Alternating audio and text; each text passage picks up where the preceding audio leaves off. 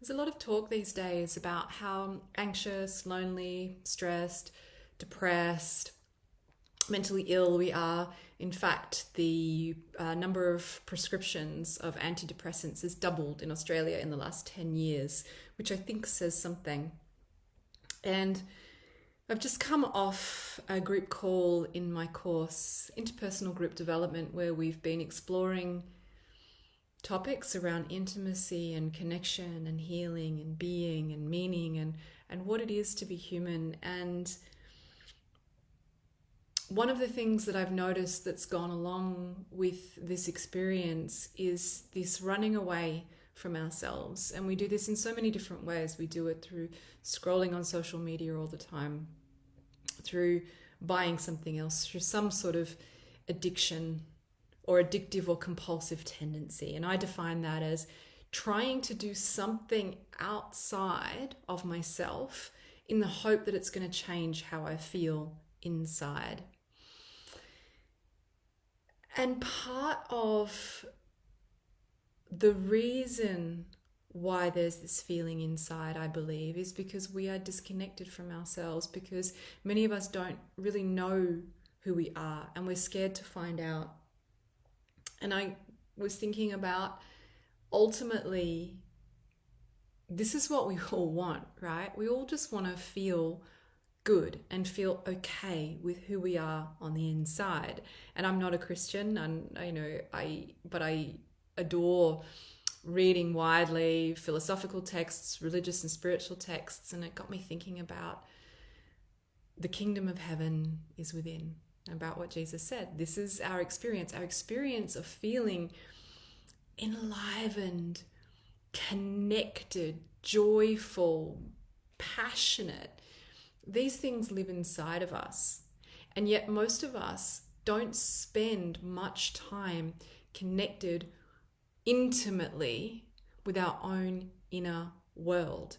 This has become something that is rarer and rarer, and our culture, this is not people's faults, like our culture, the combination of years of different traumas and then the eradication from our culture of ways to process that and deal with that collectively to stay connected with each other and make meaning from it, has meant that we're living in this disconnected age. I keep looking this way, by the way, just because I try to keep notes so I can stay on track, because otherwise it gets too complicated inside here. I can't articulate the idea.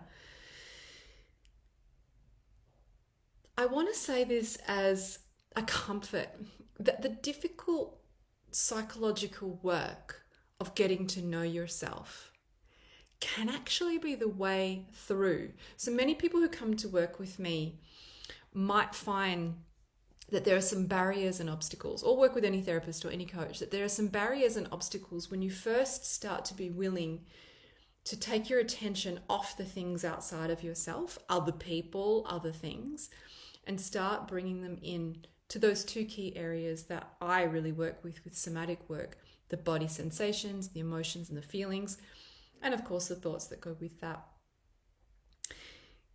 But actually, if we can be willing to develop an intimate relationship with ourselves, so what does that mean?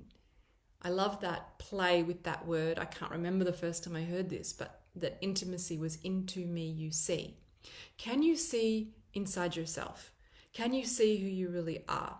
Do you know how you feel about things? Do you know what you value? Do you know what's meaningful to you? Do you like the person that lives beyond the resistance to going within, that isn't the person that's fearful and trying to people please, or anxiously go over there and do that thing, or desperately stay connected on their screen? When all of that starts to drop away,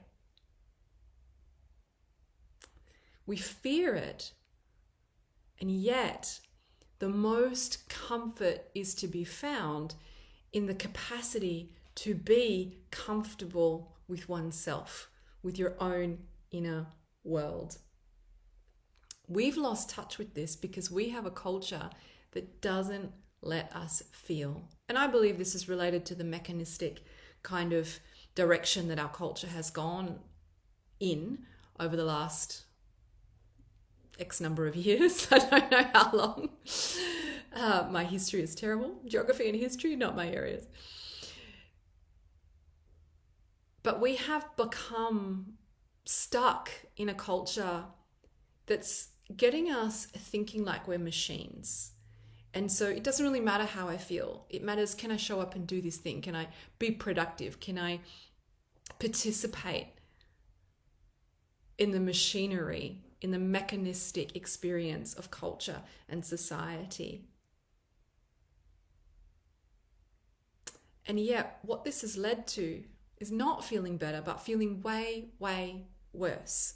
And yet, not acknowledging and allowing ourselves to feel these bad feelings by medicating and distracting means that we also don't get to feel good. Brene Brown has become well known these days for talking about how, well, we need to experience vulnerability and shame. We need to experience the difficult feelings so that our emotional palette is open and we can feel the positive feelings as well. And yet this is so difficult to do in today's culture. It's really hard.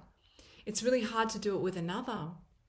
But you do have influence and capacity over doing it with yourself, over opening up this inner world to becoming more aware of how you feel, becoming more aware of who you are. Because then if you know yourself, when you are alone, you are accompanied. And the better you know that person, the more likely you are to be accompanied by someone who maybe you actually like. And I know for many, I just want to emphasize, I know this can be a really scary thing because we've been disconnected from it for so long that a lot of the first thing that comes up when we start to touch in and get tender with the inner world of our being is pain. And it's often pain that we're avoiding that's driving us into the arms of our various addictions. It's making me think about last night, my friend dug a splinter out of my thumb. Not my thumb, my middle finger. I won't point it to the camera. I'll point it this way. And she remarked on my high pain tolerance. And part of what the times when I have gone through deep pain have been when I have actually been able to find this connection. So there was another time many, many years ago in Bali, and I had to have an operation performed with no anesthetic. It was incredibly painful, and I was able to squeeze the hand of a really good friend. Again, while this was happening, she was squeezing my hands. There was some sense of this accompaniment that allowed me to tolerate pain better. This is what we want to be able to give to ourselves. We want to be able to feel that hug, that squeeze. We want to feel it with each other, but we want to be able to experience it with ourselves as well. I beg you, please have the courage. Go gently, do it slowly, but get to know yourself and how you feel, and just maybe you can start feeling a little bit better.